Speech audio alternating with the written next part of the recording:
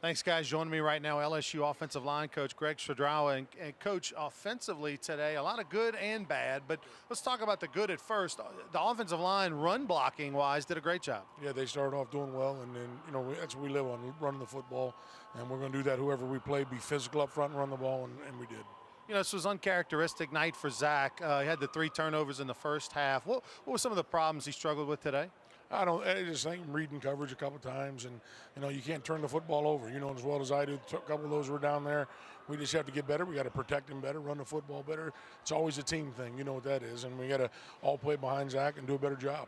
Offensively, last week you kind of transitioned to a run-dominated team. Kind of stayed with that theme a little bit tonight. Is that more in style with where you guys want to be? Well, I think we always want to be physical and run the ball, and then use play action pass and those things. So we're always going to do those kind of things. And then when people load the box, take it away, then we got to throw it. So that's kind of our game, and it always will be.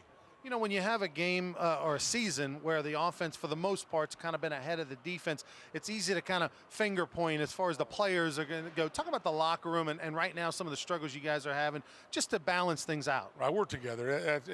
There's no way you ever losing on offense, losing on defense, or losing on special teams. This is a team game more than any game in the world, and we all are together. We win together and we lose together. Zach, as far as he's concerned, looked like he was the first guy out of the locker room at halftime to get back on the field, anxious to kind of make up for those interceptions. Without a doubt, he's a great competitor, and he was going to come back, and he did. He started throwing the ball well in the second half. We protected him in the second half and started to move the football and scored 24 points. We just needed to do that earlier in the first half. Finally, Coach Miles talked about, like we could have all done a better job. I could have coached better.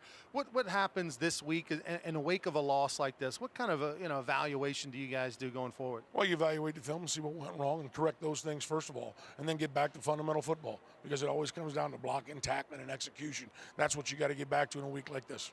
All right, Coach, thanks for stopping by. Best of luck next week. Thank you very much. All right, let's go back to New Orleans. Coach Greg Studrawa, LSU offensive line coach.